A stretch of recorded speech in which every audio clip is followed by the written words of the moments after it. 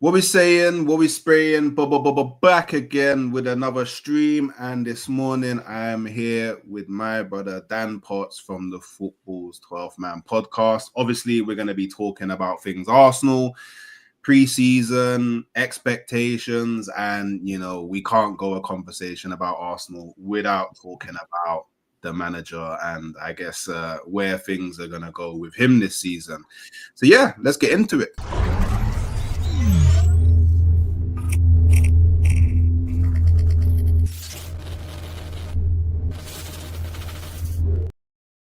So obviously, yeah, let's do admin stuff bright and early. Make sure you're liking, make sure you're subscribing. Mods, as more people come in, make sure you're sharing the message and make sure people that aren't already subscribed over at the Football's 12th Man podcast, go over there and show Dan Potts some love as well. He's doing some amazing things. And if you didn't see yesterday's stream that I was on, go and check it out because it was absolutely chaotic. That is absolutely not because of me or you though. Me and you can't be blamed for that, bruv. Like, we can't be blamed for that. That was all Igal and Igal only. Oh man, big up Igal, man. But yeah, look, obviously, before we get into anything, like, look, we're now coming towards the season. We've had it feels like it's been a very long preseason transfer window, especially for me because I went away to America. So I guess just really quickly, how is the, I guess I would say time off, but you've been like super active throughout the window as well. How have you found it? How have you found the preseason so far? And yeah, how's all that going? How are you doing? Do you know what? It's mad because I've done this for a while. However, I've only really gone full time on YouTube for the first year, right? So it's been just over a year. This is the first time that I've had a summer off or needed a summer off. And it's been hard because, I can't just take 4 weeks off and go and swan around. I want to upload stuff. I genuinely, first of all, enjoy it. One, I want to do it. Two, I want to keep up and keep the channel relevant and current. But I needed to take a week off, man. And, I still uploaded something every day, but it was nowhere near the levels of what I do admin-wise and preparation-wise. So it was nice. And I think what's been interesting, Hooks, is that although you can get a little bit of a break, football never stops, man. Football never stops, whether it's friendlies, whether it's Club World Cup, whether it's World Cup, whether it's Euros. There's normally something going on in the summer. And then on top of that, you got all the transfer business to keep on top of. So I've tried to do my best to keep myself away because you do need, as much as I love it, and people must say, oh, my God, Hooks and Dan, they're so lucky. They do great jobs and all this. But like every job, you need a break from the computer and you need a break from sitting in a chair and you need a break from writing down stuff and researching stuff. And people don't see all that. They just think you go live. Oh, Dan Potts done an hour's work today. Nice. I want that job. I wish it was an hour's work a day, bro. That would be amazing if it was. So there is a lot that happens behind the scenes people don't see about, as you know. But I must say, I haven't been too impressed with preseason, which we'll get into. But before preseason had kicked off, I did need a bit of a break, man. And that's why I took it, man. Yeah, and I don't know about you, but especially how our season ended, I really I was so down. Yeah, I was so down, and I think it's the most down I've been at the end of a season, and I don't think it's necessarily because it was one of our worst seasons, because I've seen us have a lot worse seasons than what we had last season. Yeah. But I think it's because I invested so much time into Arsenal last season with all the streams that I did, everywhere I appeared, everything on my own channel, all of the thumbnails, all of the titles, all of the descriptions, all of the trying to network, all of the trying to, hey, can you come on my channel? All of that stuff to then I just left the season with nothing. Like, yeah, memories, and yeah, I've met a whole bunch of new people, made new friends, but Arsenal related, I just felt like, not in an entitled way, but I feel like for everything that I gave for that season, all of the times I got called deluded, all of the times I got into heated arguments, all of the time people in the chat was calling me this, that, and the third, to leave with nothing, I really needed a break. But then we got super active in the transfer window. So it was like, I feel kind of bad having a break now, because really and truly, there's a lot of content for me to create. So I I definitely left last season feeling like I needed a break, and I can only imagine a lot of Arsenal fans felt the exact same way going into the season. So yeah, so cool. Obviously, let's talk a bit about preseason. You know, we yeah, I don't know what to make of it. I'll be completely honest. I've only watched 2 preseason games. I wasn't able to watch the first 2 games because I was away in America and just like sorting all that out, place to watch, all of that stuff. It was just way too difficult to do. But I did watch the Villarreal game and I did watch the Tottenham game. And I don't want to say I wasn't impressed because I personally don't think that preseason is there to impress me. But there was a few things that me personally, I don't know if other Arsenal fans would agree with me, I really didn't like. And one of them is I don't understand so from the Tottenham game, there would have been 3 games left to go of preseason. Why we wasn't just starting our first team midfield that we're going to go into the season with.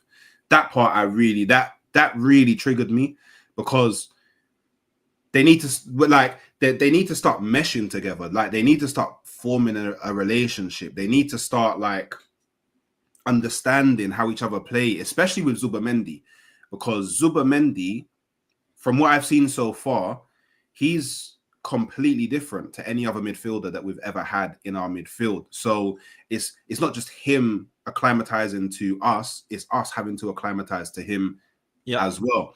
And then the second thing for me that really triggered me is that Victor Gyokeres didn't start against Tottenham. That kind of sent me to the moon because I'm thinking, for me, you always play. There's never a day that you do not start for Arsenal. So why are we not starting you and trying our best to get you as match fit as possible? But a lot of people think that I've gone mad on that point. So where do you kind of stand, I guess, with everything that I've just said, and then also just the preseason in general? So the first 2 games that you missed, I was a lot more impressed with than the last 2 games, believe it or not. And I'm not saying it was like, wow, because it wasn't.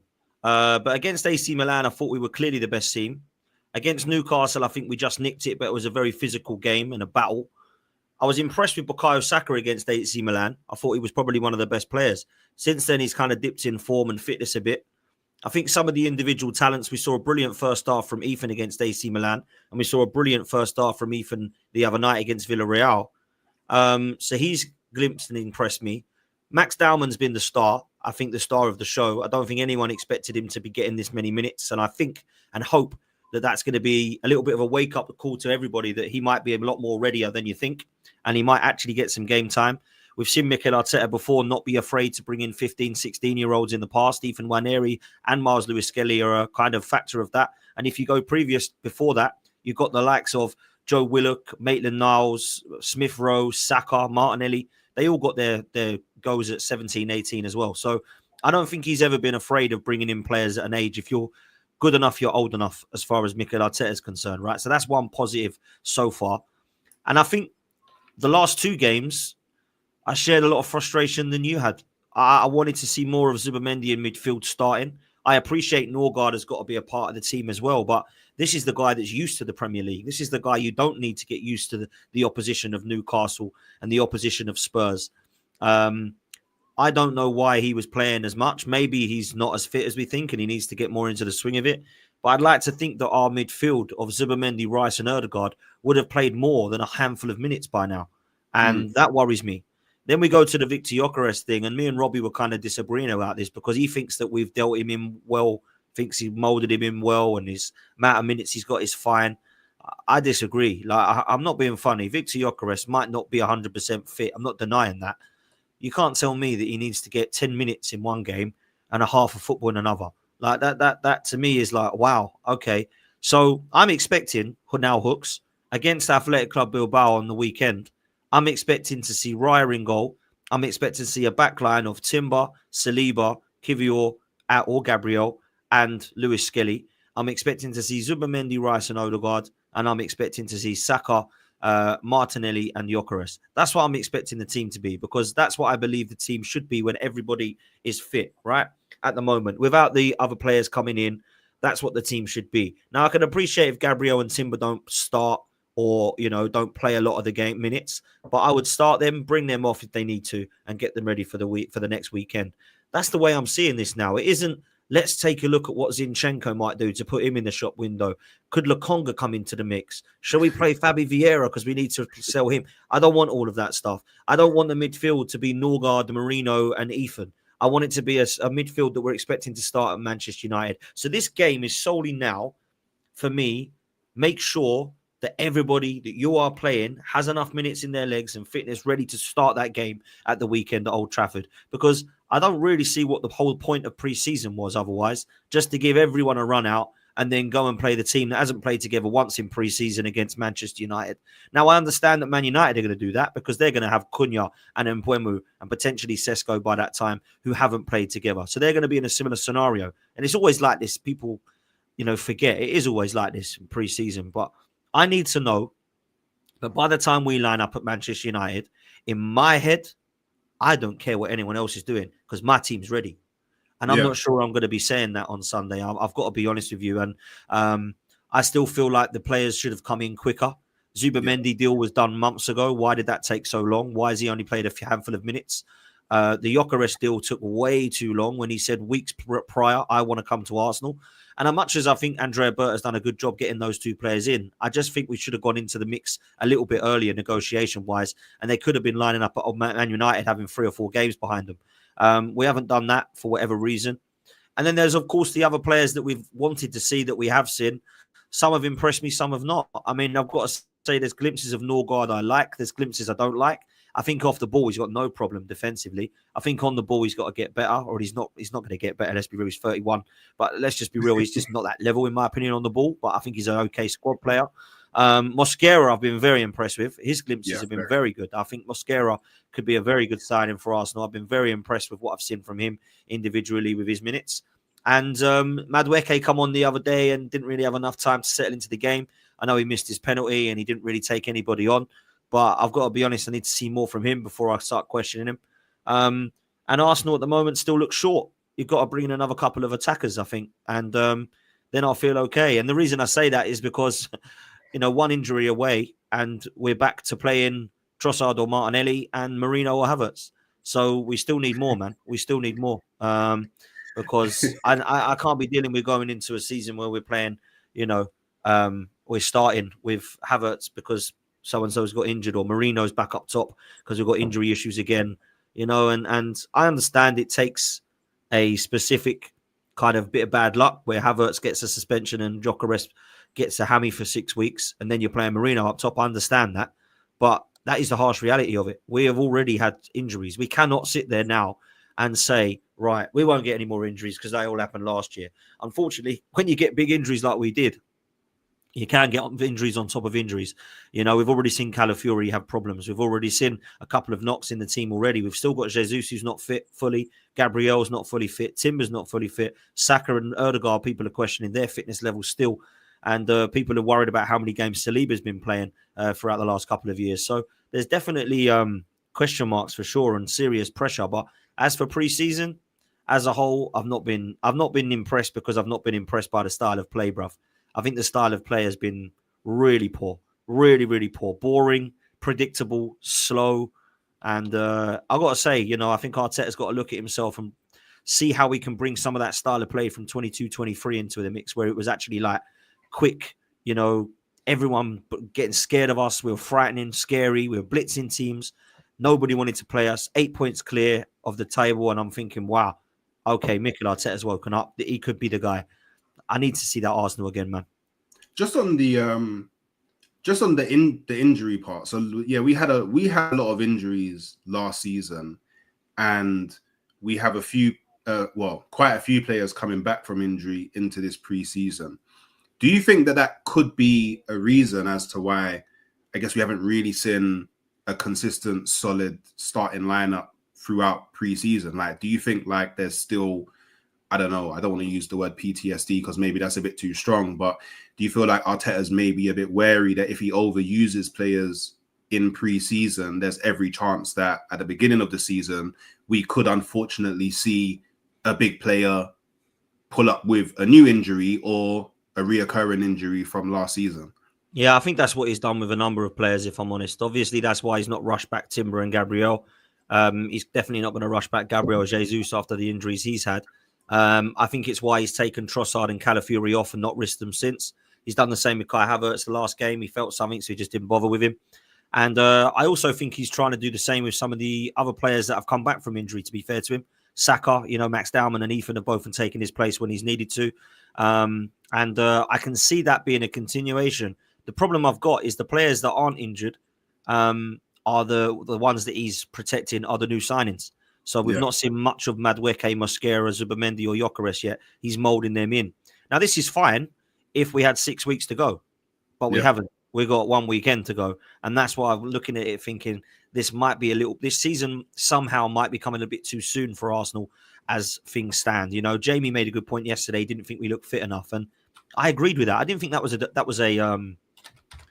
a bad comment to make. I know Miguel didn't like it, but I actually agreed with that. I actually think, I don't think we do look 100% fit. I don't expect us to, by the way, either. But I think that is, if there was a Arsenal look crap, then that might be a little bit over the top. If it was a Arsenal look elite, that might be a little bit over the top. Yeah. If someone says Arsenal don't look quite fit enough, I don't think I think that's just a fact. I don't think that is like a mad opinion or a wild take. So, I think when a 15-year-old is your best player and the players close behind him that look good are all players that have been in the same ilk in terms of the mold or they've come through the system, that's a worry. I want to know how many of these Mikel Arteta players that he's bought have been brilliant in pre-season. And other than Ben White, I'm struggling to think of many, if I'm honest with you, at the moment that look wow.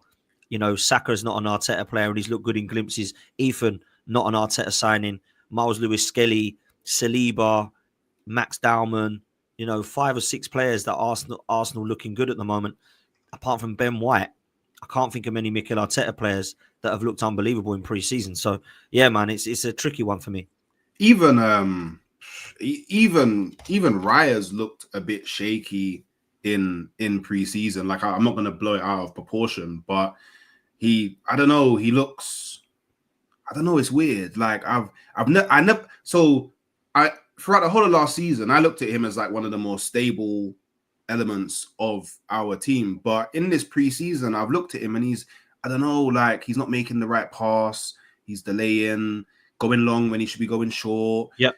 Conceding goals that I don't really expect him to concede. Like I think the first goal against Villarreal, really and truly, he should be saving that, in my opinion. Obviously, I'm not a goalkeeper. I never played at a high level. So, hey, who am I to say that? But from what I've seen him do in the past, that should be meat and drink to him. Like, he shouldn't be struggling to keep that out of the net. So, I don't know. I would like to see a bit better from Raya, but I'm of the camp that I don't mind Kepa coming in. Like, if Raya isn't playing to the level, I know that Kepa is like, he's not everybody's first choice, but me personally, I don't mind Kepa coming in and playing the odd game here and there just to remind Raya, hey, there is someone behind you that we're more than comfortable to play if you don't maintain a certain level of football at Arsenal. So, but hey, if I say that on other people's channels, people are going to call me crazy. People have said it. People have said it and agreed with you, right? I just don't like Kepa. That's just my thing. I'm not a huge fan of him. I don't think it's a shocking signing because I don't think he's going to play much. But I do think you need a backup goalkeeper, and he seems happy. He's 30 years old. He's experienced now. And to be fair to him, he had a good season at Bournemouth, so it wasn't like he would buy him a goalkeeper who's had an absolute shambles of a season. One thing I found interesting on the goalkeeper thing, I agree with you about Raya, by the way. I think he's been moving mad for the back end of the season towards the start of pre-season. I find it so interesting that with 3 penalty shootouts that we've had, Raya's not been in goal for any of them. Now, that to me is weird because if it is to go to penalties in a competitive game, Raya's going to be in goal. Unless, of course, it's a cup game where Kepa plays, right? Which I think Kepa will play FA Cup and Carabao Cup games and Raya will play Champions League and Premier League games. That's my honest opinion. So I'm thinking, why would he do that? Because Kepa's good at penalty saves, by the way. That's one thing he's good at, which is why Chelsea tried to bring him on all the time when penalties.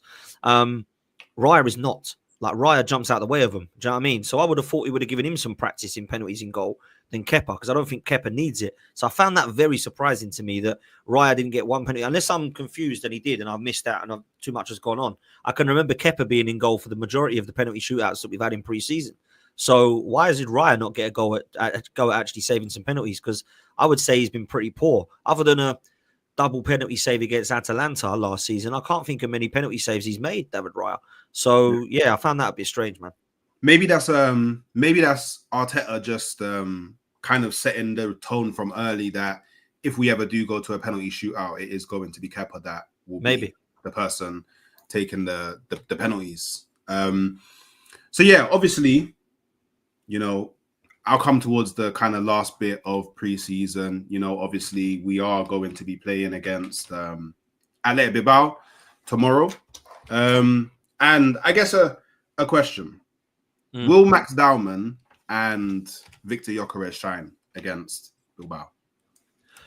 I'm going to say yes, because I believe that Victor Gyokeres has got to. I don't think that people can be too harsh and say that he hasn't scored yet, what's going on. But at the same time, he does need to show something more than he has. And in 15 minutes, he put himself about. And in the 50 minutes against Villarreal, he put himself about. My problem has not been we need a striker. We need a striker, but we also need creativity for that striker. And the creativity thing has not happened and improved. So I do think that he can shine, and I do think that he will eventually, whether it's this game or the next. Max Dowman is an absolute yes, he will, because he's not had a game yet where I've not seen him do something. He's been doing madness. You know, he won another penalty against Villarreal. He won a penalty against Newcastle. He's taking it round man like they're not there. He looks to be giving all of his skill and expressing its flair whenever he wants. And I think that Arteta needs to not coach that out of him, because he's the exciting player on Arsenal shirt at the moment. He's been more exciting than Saka. He's been more exciting than Martinelli. He's been more exciting than Ødegaard. He's been more exciting than any forward or attacker that we've played so far in this preseason. He's the guy people are looking at now thinking, well, he's definitely playing. And I've said to, you know, I went to the game, Villarreal game, and I treated myself to box level, right? It was brilliant. We had a great laugh. Yeah, me and my brother-in-law, right? It was amazing. I've sat club level before. Never sat box level. So I thought I might as well do it for the cup games because it's cheaper. Right? You go in a normal game, you got to part with $1,000. Do you know what I mean? I ain't got that money. So I said to my brother-in-law, let's do it. And I was sat around some people that had treated themselves to their daughter's birthday. And she didn't really like football. And she sort of said, it's not for me, but it's for my daughter. I'll just come and watch. And she knows nothing about football. And she went, "Oh, he's your best player." I said, "Who?" "That guy." And she pointed at Max Dowman. I'm like, she knows nothing about football, and she can even see that the 15-year-old is lighting up the game, and everyone else is stood still. Like, what did Martinelli do the other night? Nothing. What's he done in pre-season? Nothing. Trossard's hardly had a kick due to his injury, but when he has got on the field, it ain't been amazing. Ødegaard's had glimpses, but nothing consistent. You've obviously got Marino, who looked quite good at the start, he's died off at the end. I thought was one of the worst players on the pitch the other night. Havertz was a mess against Spurs and hasn't been great. Obviously, Saka is in and out with Max Dowman, and Ethan has been one that I think should deserve more minutes this season. So, yeah, when you know and you can tell that a 15-year-old is quite clearly your best player, I think you've got to question what's going on with the other players, if I'm honest with you, bro. I would usually agree, but people that know me, I think Max Dowman is like the greatest 15-year-old we've seen since Lionel Messi. So I think when that's the type of like bracket that I'm putting Max Dowman in, like I can fully understand why he's our best player in preseason so far, given the minutes that he's been given as well. Like I just think that, to me personally, it doesn't really matter who. Well, okay, obviously you want to see Saka playing to the best of his ability. Like you want Saka on form going into the season. But I don't really care who in the Arsenal team is playing to the top level, as long as that there are players that are playing to the top level. The only issue that will come for me is if Max Dowman doesn't get any minutes in the season at all. Then it's like, okay, I got excited over Max Dowman for no reason because he's actually not playing any part in our journey to win something. But I think he's going to play a lot. I don't know the ins and outs, but I believe he's not actually legally allowed to play for us in the Premier League until he's 16. Or it's one of the competitions. It might be the Champions League. He's not actually allowed to play until he's 16. So it's not the Prem. I don't know what competition. It might be another competition. It's definitely not the Prem because Ethan played at 15. But you have to be 15 and a number of days. So that's the legalities. And that's why we couldn't play him last year, because he was 15 and he was short of the amount of days. So he's all right in the Prem this season.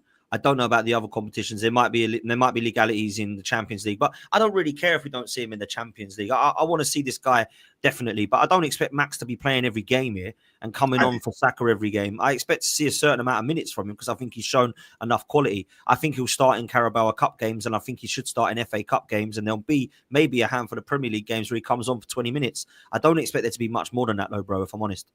I'm at the point where start him every game. I'm at that point. I don't know. Maybe you might have experienced this a bit more than me because obviously you went to the game. So you went, so you've actually now gone to a game at the Emirates and you've watched him play live during this preseason. Every time I watch this kid, I'm off my seat. Yeah.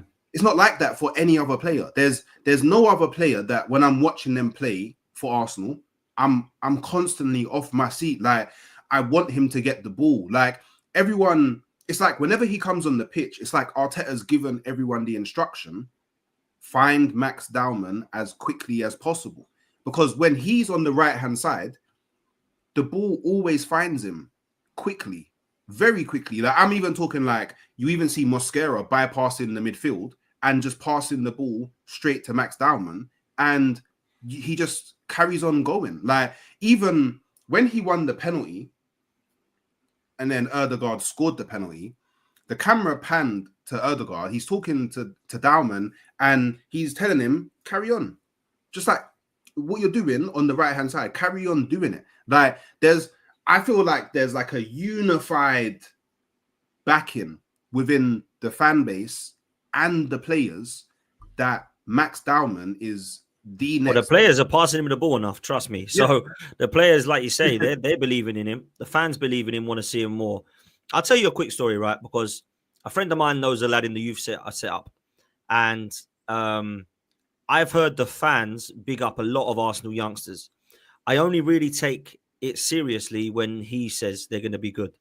And the only 3 players that he has said are going to be elite level in the last 7 years that I've kind of known the link. There's only 3 players he said that are going to be special are Ethan, Miles Lewis-Skelly, and Max Dowman. He's not mentioned Joe Willock. He's not mentioned Maitland-Niles. He's not mentioned Charlie Patino even. He's not gone that far. He's not said any of those. He didn't even mention Chido Obi-Martin or Aiden Heaven. He didn't mention any of those names. He said the 3 that will make it are these 3. And it looks like he's going to be right because the 3 of them are in and around the first team and they look like they're 3 of our best players right now in pre-season, right? I know Lewis Skelly's had a couple of hiccups, but he's going to have that, right? Obviously, you've got Ethan, who I think is going to be elite, and you've got Max Dowman, who's just lit up the place. And he said his exact words were, Max Dowman is better than Ødegaard now at 15. Yep. That was his exact word. That was his exact words. Now, that's not a slate on Ødegaard, by the way, because Ødegaard, is Ødegaard. But he said his exact words were, this guy's better than Ødegaard now. He will play minutes. So I will have to see. Yeah, because, because he is better than Ødegaard now. And I feel like that's something that when you talk about football on a camera, people don't understand. Just because I'm saying that that Dowman is better than Ødegaard, I'm not saying that Ødegaard is bad. Yeah. That's how good Max Dowman is. And I would love nothing more than, at Old Trafford, first game of the season, just start Max Dowman in the 10. I would love nothing more. I know it's not going to happen because, I stopped smoking regularly a very, very long time ago. But it's something that I would love to see. And I mean, obviously, to bring it back to, I guess, the Bilbao game, I think that what we'll most likely see is the lineup that we will definitely go for against Old Trafford. Obviously, barring maybe Gabriel and maybe Timber, because he may not want to risk them getting injured, but I think they will still get minutes, which is why I think even though Dowman should start the last preseason friendly for Arsenal, just as like a ode to him, just like Arteta going, you know what, you've had a really good preseason out of like, just, to show you that like I like what I've been seeing. I'm gonna let you start the game. Even though I think he should do that, he's probably not, because we probably need to play the lineup that's going to go up against Manchester United. I nearly forgot the team that played at Old Trafford. So saying that, would you how upset would you be, considering that I'm assuming you probably expect us to play the team tomorrow that's going to play against Old Trafford, right? Yeah.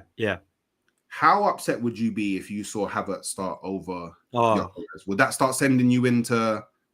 Yeah, and I've said this before, and I'll say it. I'm going to nick this off a Stricto.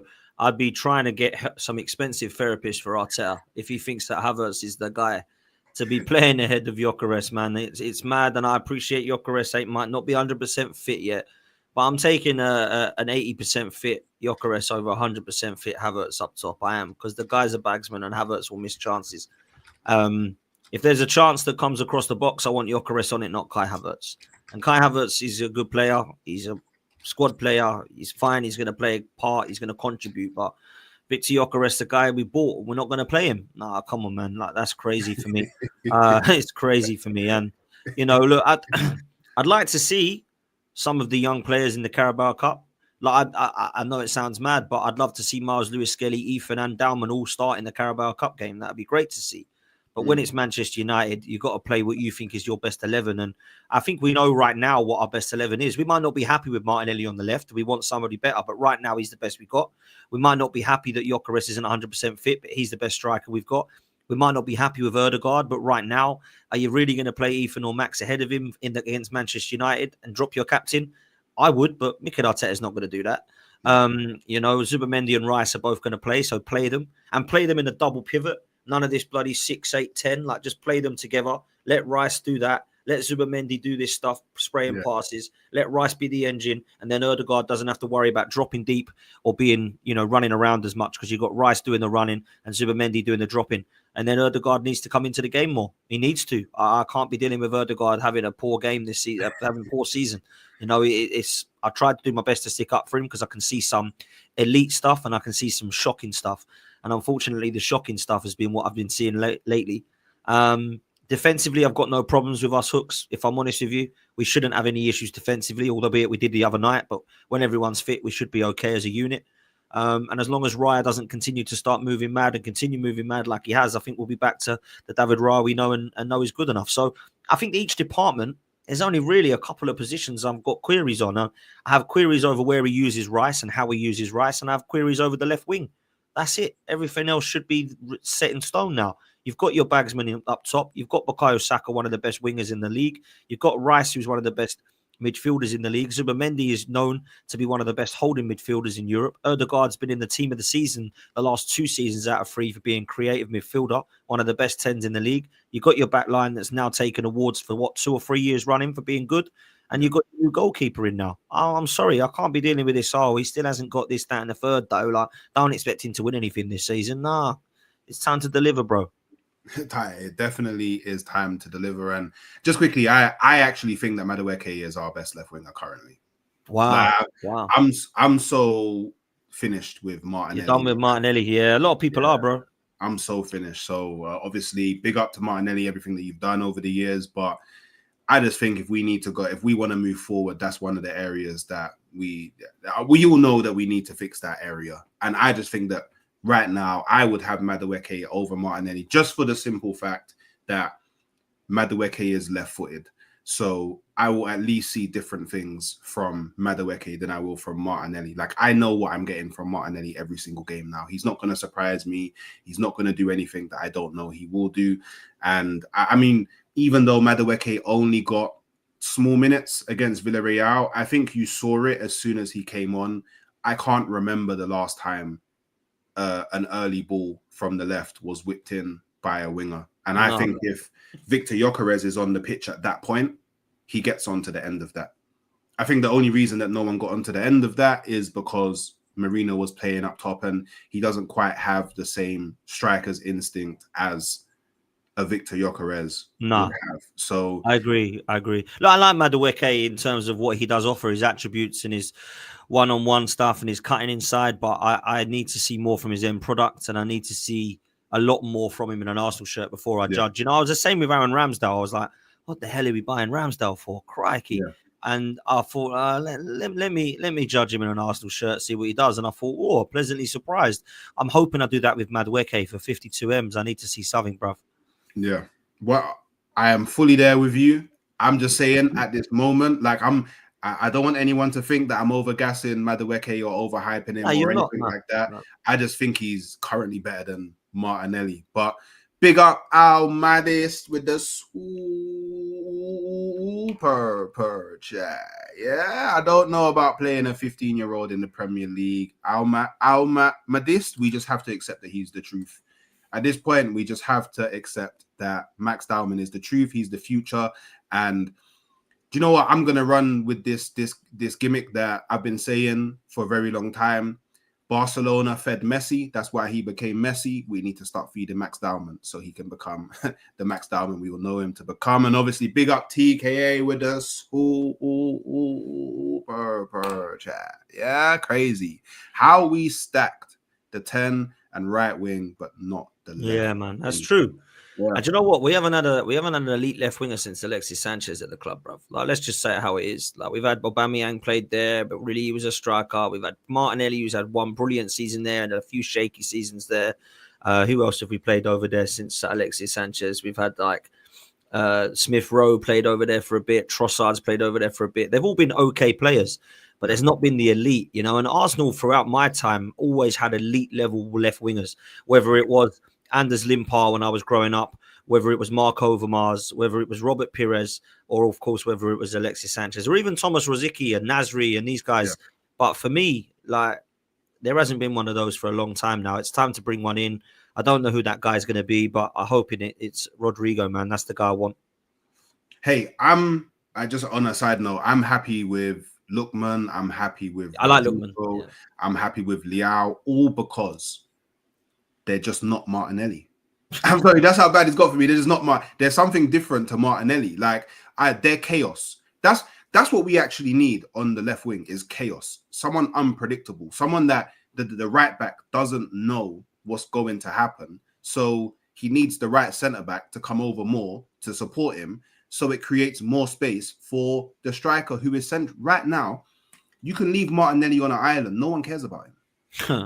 No one pays him any mind. No one cares. It's like, okay, Martinelli gets the ball. They just know, okay, cool, just close him down. He's going to do the little do on the left, and then he's probably going to pass it back or kick it into another human. So that I'm trying really hard not to be rude about Martinelli, because there was a point where I actually thought he had a higher ceiling than Saka, but he just hasn't risen to the same heights that Saka has. And Arteta needs to stop dying on swords. It's like he wants to die on certain swords. It's like he doesn't want to. It's like he doesn't want to succeed.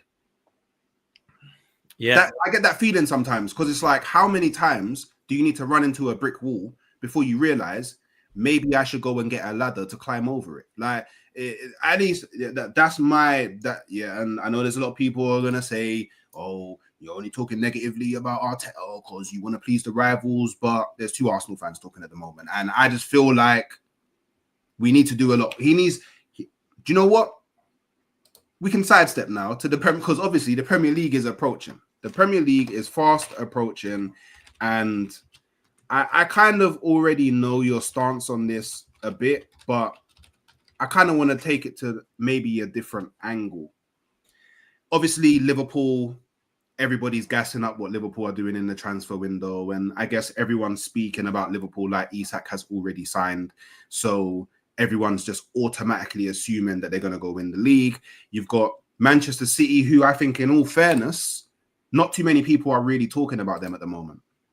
In all fairness, I haven't really heard anyone outside of a Man City fan that's really giving them a proper shout for challenging for the Premier League thus far, which is weird, because at the start of the transfer window, everyone was saying, "Oh, we think Manchester City is going to come back and win the league," because of all of the early business that they did and the signings that they did. And then obviously, It was my dark horse, but I don't know.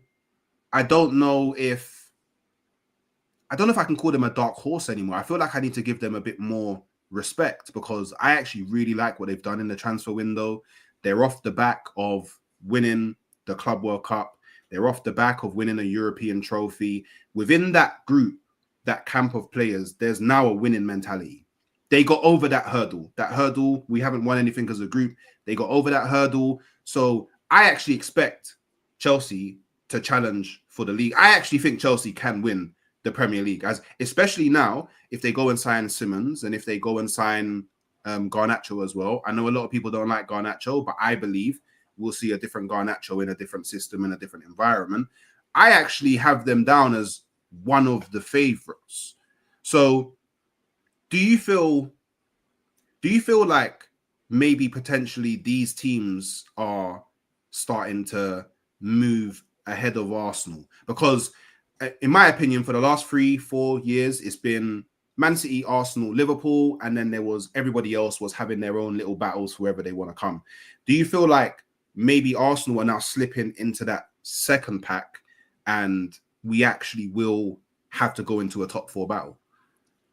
So I think Chelsea are close to Arsenal.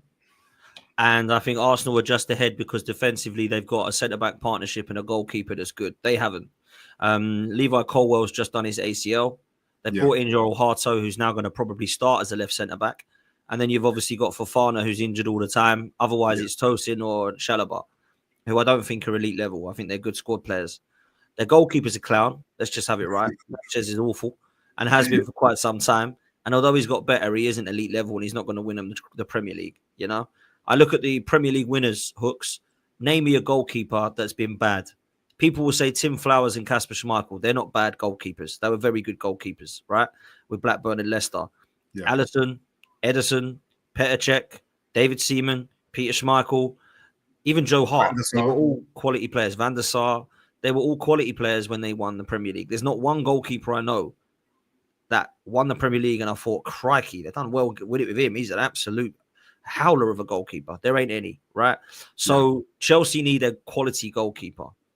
And I don't think they've got one yet. Now, if they go and get Donnarumma, then there's a different story. If they go and get a centre-back partnership of, I don't know, Diamande and Guehi, and they're like, whoa, okay, Chelsea are serious here. But they haven't done that yet. I still think left wing is a bit of an issue. I'm not quite sure. Xavi Simons might play there. João Pedro might drop off there. He might play Jamie Gittins starting there. I don't know. But everything else looks set in stone. And the quality of their strength in depth now is good. Because when you put their 11 together, you don't mention Pedro Neto, you don't mention Lavia, you don't mention, Liam Delap. There's players that they can bring on and switch with. So Chelsea are closer to Arsenal. But I've got to be honest with you, I don't think they're closer to Liverpool. They're the ones that are my clear favourites. I hate to say it, if I'm honest, because I really don't want this to be true. But I'm scared about Liverpool. I am. If they get Isak, I do think it's a wrap. I do. I don't know how it's not. If they won the league last season, then they'll win the league this season. The only thing I'll say is they won't win it by 15 points this season. They'll probably win the league, but I don't think it'll be like it's March and Liverpool have got 15-point gap. I just don't see that. As for Manchester City, because I'll come to Arsenal last, Manchester City is all on them defensively. If they're as defensively frail as I think they could be, I don't think they're winning the league. I do think they're improved on last season, but the main reason I say that is because Rodri is back. It's not because they bought X, Y, and Z and they look next level. I personally think their midfield is going to allow them to open up. I don't think their width is that great. I think Savio and Doku have not really impressed yet. Oscar Bob's coming back in and McAtee looks like he's going. O'Reilly's a youngster. But other than that, it's only really Marmoush that I could say is going to do well for them. Haaland, I think they'll open up. Foden, if I'm honest with you, Cherky, I think we've got to have question marks on both of those. Foden had a terrible season like Odegaard. No one's really talking about it, but he was poor. Cherky, I think, could be a very good signing or a very poor signing. I think it's going to go 50-50. Reinders is an absolute baller. That's their best signing for me by quite some way. I wanted him at Arsenal. I think he's a perfect number 8. Absolutely perfect box-to-box, athletic midfielder. And Rodri. So really it is defensively for them. And whether Pep's hungry as he says he is, I have Liverpool just ahead of them. And then I have Arsenal in third at the moment, unless things change. because Arsenal, in my opinion, still 2 players short. If we go and buy Eze and Rodrigo, or we go and buy Eze and Lookman, things could look a bit different. Yeah, things could. We could start talking about how Arsenal could get closer to Liverpool. Liverpool might be a little bit short themselves at the moment, but I expect them to be bringing in Isak and a defender, and they might even have enough for another attacker with who's leaving the club, with Diaz, Nunez, and Elliott all looking like they're leaving. You can't tell me they're going to be selling 5 and bringing in 2. You know what I'm saying? So I think for me, they're going to leave themselves short if they don't bring another attacker in as well. So I can see Liverpool doing a madness and going and winning the league. But I don't think it'll be by 15 points. I think maybe they'll win it by maybe 4 or 5. But I don't think it'll be, an absolute whitewash, in my opinion. So that's where I'm at the moment. And I'll tell you this, Hooks, lastly, that top 4, I think, is a given at the moment. I don't see Spurs breaking into it, Man United breaking into it. I don't see Villa and Newcastle done enough to break into it either. And I don't see a shock like a Forest or Brighton or Everton or someone like that coming up and taking top 4. So for me, I think that it's a done deal. It's just about what order it is. Chelsea, Arsenal, Liverpool and City. If I had to pick right now as things stand and the window shuts now and we go, I'm going Liverpool, City, Arsenal, Chelsea. Okay, so if you think that Liverpool probably win the league, as it stands right now, probably win the league by 4 or 5 points, what does Arsenal need to do? Because obviously, our first game is next Saturday, and next Sunday, and we would like to have ideally some new players in prior to that, but there is still a window open until the last day of August. So what would Arsenal need to do for you from this point to close that 4 or 5 point gap on Liverpool and effectively become Premier League champions? So we've got some time to develop and get the players in that we need. There's still business that needs to be done. We bring in Eze and we bring in Lookman or Rodrigo. I think we're complete, other than potential qualms at a left-back scenario for Lewis Skelly and Calafiori, because a lot of people are saying, are either of them left-backs? Are either of them actually naturally gifted there? Are we going to get caught out there? It's still a problem, and it's been a problem for a while. I would play Lewis Skelly because I think he deserves it, but he can get caught for sure. So Gabriel and Saliba being back there, I've got more faith in. Zubamendi being back there, I've got more faith in. And if we do bring in somebody like Lookman, he tracks back as well. So, Rodrigo, whatever. So hopefully we can cover him a bit. But I kind of feel like we're set then. So I don't see how there's no excuses if we don't win something. Now, I would say this, even with Eze and Lookman / Rodrigo, I still don't think it's a guarantee Arsenal win the league. And that's my reasons personally, because I don't think the manager's good enough. Not because I don't think the team's good enough. I don't think the manager's got the know-how and the playing style to get us across the line. So that's why I believe that there's technically some kind of flaws in Mikel Arteta's management style still. And I think that as much as he's done a good job, I think he's hit his ceiling. I don't think he can take us across the line. But that's another debate. I think for me, when I look at what we can do, we can only do all we can do in the transfer market and then hand the reins over to Mikel Arteta. And I think that we still haven't done that yet. I think Eze coming in needs to happen. I know Max Dowman and Ethan are brilliant, but I think he needs to come in as well. And I think that Lookman or Rodrigo need to start on that left-hand side. And some games, Eze might start on that left-hand side as well. You've got Madueke, you've got Eze, you've got Lookman or Rodrigo, you've got Martinelli, who I think will stay because Trossard looks like he's going. You've got Saka still there, you've got Ethan, you've got Max. It's like, right, there's enough attack now. We've stacked the attack just like we have the defence. That's what we need to do. So that for me is an interesting one. But I just think Liverpool still, man. So what I will say to this, if you think that Arsenal aren't going to win the league, what's the point? Well, there is 3 other competitions. Yeah. So if we don't win the league, I'll be disappointed, of course, because I want to win the league. However, I don't tip us to win the league. But I think we're good enough to win a trophy. And it might not be the Champions League like everyone wants after the Premier League. I want the Champions League first, personally. Some people want the Champions League after the Premier League. I'd take both. I'd take either without a doubt. However, if my order of priority is right, I'd take the Champions League because you never won it. I'd take the Premier League next. And then it would be one of the cups. Of course, it's FA Cup before Carabao Cup, always. However, one of those cups would do me this season if we title challenge. A lot of people disagree with that. They say, it's got to be a major. I know you're kind of towards that as well. Yeah. I think for me, if you can install winning mentality in March, you might even go and be able to do something again in May. Now, I'm not saying we go win the Carabao Cup and then the FA Cup, or maybe the Carabao Cup and then the league, or the Carabao Cup and then the Champions League. But for me, I think if you won it, you've got more chance of going, right, look how that finally feels. You now as a group have won something together. Don't stop there. We've got to go and do it again in May. That's what I'd be saying. So when people laugh at the FA Cup, I don't want that FA Cup. Won it 14 times, or that Carabao Cup's dusty. Who cares about it? It don't matter. No, it ain't about, wow, Arsenal are now brilliant. They've won a trophy. It's about Arsenal can now win something together as a team. Let's see what they win in May. Now, people still want to get rid of him if we win the Carabao Cup in February, March, and then don't win anything at the end. Fair. That's fine. I'm not going to say, no, you must keep this player manager. He's just won the League Cup. I'm not going to say that. But I would keep him if we title challenge. Let's say we take Liverpool to the last game of the season, right? Let's just say we do. Liverpool win it. Well, they were better. Hands down, they were better than us. They've won it by a point, and we've come second again. We got to the final of the FA Cup, but we failed it against Manchester City, let's say. We got to the semi-final again in the Champions League, but we won the Carabao Cup. I'd probably say, do you know what? I'd keep him because he's installed winning mentality. He's got us to late deep stages.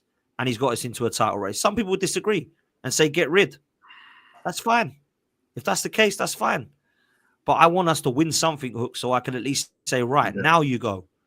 Do you know what I'm saying? So some people that disagree with that, and that's fine. I don't care. If I'm honest with you, I've got no love for this manager. I don't care who the manager of our football club is. Some people do. They've got this absolute obsession that it has to be Arteta. We have to keep him. Doesn't matter if it takes him another 10. He's the guy who has to win the next Premier League with us. I'm not one of those. I don't care if it's Luis Enrique that wins it. I don't care if it's Jack Hobbs who wins it. I couldn't give a damn, who wins the league with Arsenal. I need to know the guy's good enough. And if he doesn't win anything this season, he has to go. It's quite simple. It's not, but it's black and white for me. It's you win something, you stay. You lose something, everything you go. Some people are disagreeing. They say even if he wins something, get him out of here. Even if he doesn't win something, get him out. If he does win, get him out. It's got to be a Premier League or a Champions League, or he's gone. Fine. I'm not going to start arguing with people about that, saying that they're deluded. That's just my opinion, man. And I think it's because I'm a little bit old school and I hold more recognition and sentiment to the two domestic trophies than a lot of people.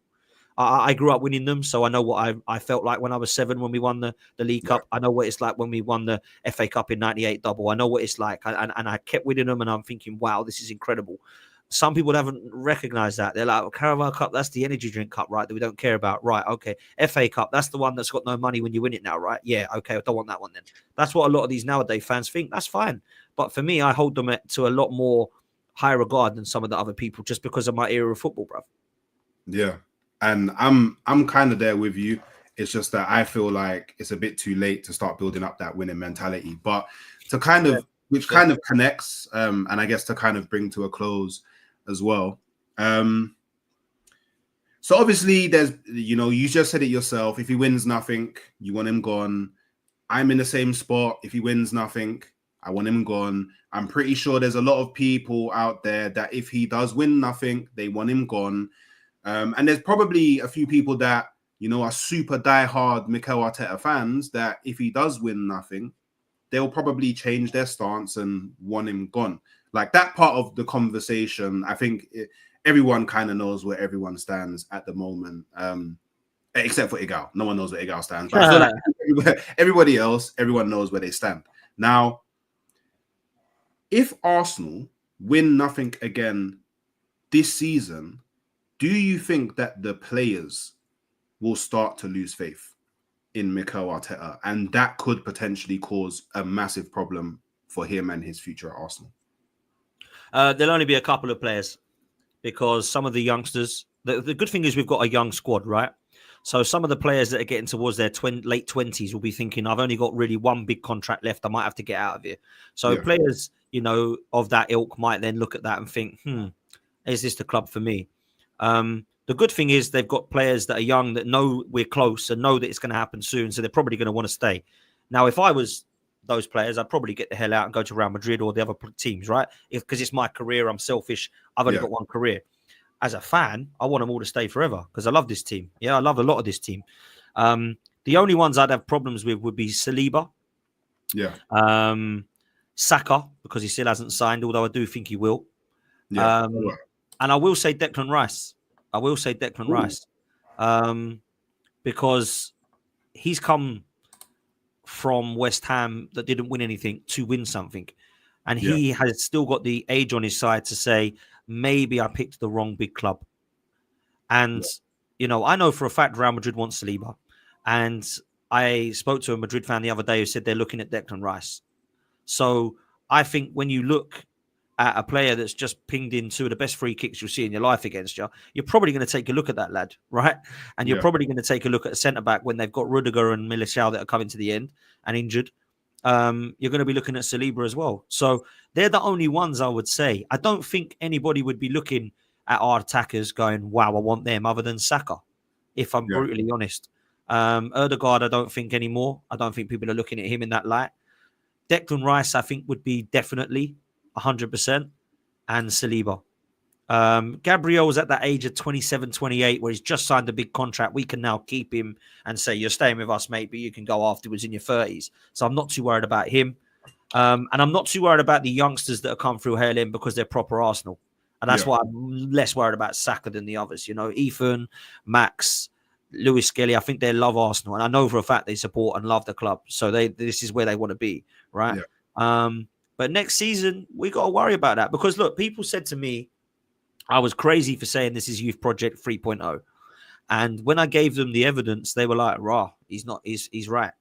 Yeah. Because we did this before. We had it, you know, the first phase of the project youth was Fabregas and Van Persie. They said, see you later. This team doesn't win anything and it doesn't match my ambitions. I'm 26, 27, 28. Now I'm off. Yeah. Then you look at the Youth Project 2.0, which was the Jack Wilsheres and the Aaron Ramseys and the Oxlade-Chamberlains and the Theo Walcotts of this world, who all decided that either it wasn't for them, they were leaving, or they left before it got to their contract end and they've gone, and Youth Project 2.0 failed. We're now in Youth Project 3.0 with the likes of Sakas and Martinellis and some of the players that have left the club, like Smith Rose, etc. And it will come a time when Barcelona, Real Madrid, Juventus, Bayern Munich will come knocking and they'll be like, I don't really want to go, but kind of feel like I might have to here because I don't think we're going to win anything under this manager. So I don't want that to be the case, bruv. So I need him to win. That's why I keep saying, people, they're laughing at me when I say a Carabao Cup. You can say, okay, well, we've won something now. Let's now look at what we do next and how we win again. If we're just like, we still haven't won anything yet, but we're coming close. We've got to another final, but we've got to another semi-final. But people are going to start going, right, well, clearly there's something wrong with us here. We need to go and look at my potential for it. So that's where I'm at with it, bro. Okay. Yeah, I'm sort of around the same. I feel like one thing, at least, that I've kind of noticed more so than anything is no matter how the fans waver, it seems like the players, he's always had the players. Like, I don't feel like the players have ever kind of doubted him in a sense. Whenever you hear them talk about him and all of that, he sounds like they really, really are backing really backing Arteta. So yeah, I don't know. We're in a tough spot. Obviously, I don't think if we left Arteta though that he would go. So like the other part of that question is, if Arteta goes, do the players go? I don't think that's the case, because if you're there at Arsenal for a manager, go. I don't want you. I don't want you to come to Arsenal because the manager's nice. I want you to come to Arsenal because it's a huge club that has the ability to win trophies. So if people have said to me so many times, well, if you lose Arteta, that's Saka gone, that's Saliba gone, Ødegaard's gone, Rice gone. I don't think that's the case. I think they're more likely to win if we don't win silverware, as opposed to Mikel Arteta deciding that he's going to either be sacked, go, or go to another job, because that could be, if you said to me now, do you think we've got more chance of winning a trophy or more chance of Arteta losing his job? I have to say, I think the way things are going, I've got more faith that he's going to lose his bloody job unless he changes his style and stop this stubbornness, because I can clearly see him playing well. Like, doing a good style in like, the 22-23 season. But I need to go back to that. I need to be quicker. I need it to be more express. I need to express ourselves a bit. I need to see more flair. I need to see more fluidity. And I've not seen that at Arsenal. Yeah. No, I'm there. I'm 100% there with you. Like people know, I'm more on the deluded positive type side where do you know what it is? I find it very difficult to go into a season not believing that Arsenal's gonna do something. Like I don't know, maybe it's like a habit that I've just had from a very young age where like I've always been excited to go into a season. Like all the time I've been excited, and maybe that's just stuck with me. But I've never gone into a season like doubting or being I've just never done it. It's just not who I am, if that makes sense. But Yeah, man, another season on the way. You know, another year of us doing blood, sweat, and tears on YouTube, streaming, creating content, going to the stadium. In my case, drinking lots of beer before, and hopefully I'll be drinking a lot of beer at the end of the season because we would have won something. But yeah, been a pleasure, Dan. Love for coming through. Big up, bro. I really appreciate it. People, just make sure, obviously, on the way out, for you that are live, you're liking and subscribing. Make sure if you're watching this on playback, you are liking and subscribing to both me and to Dan Potts over at Football's 12. Man, I am going to be raiding you over to, he's going to be doing a stream with DG. Yeah, so you lot over here. Bro. Yeah, you know DG, that's one of the bros. Went to the same secondary school and primary. Yeah, Winchmore Warriors. Let's go. Yeah, show him some love. Yeah, and yeah, we'll catch you next time. Peace.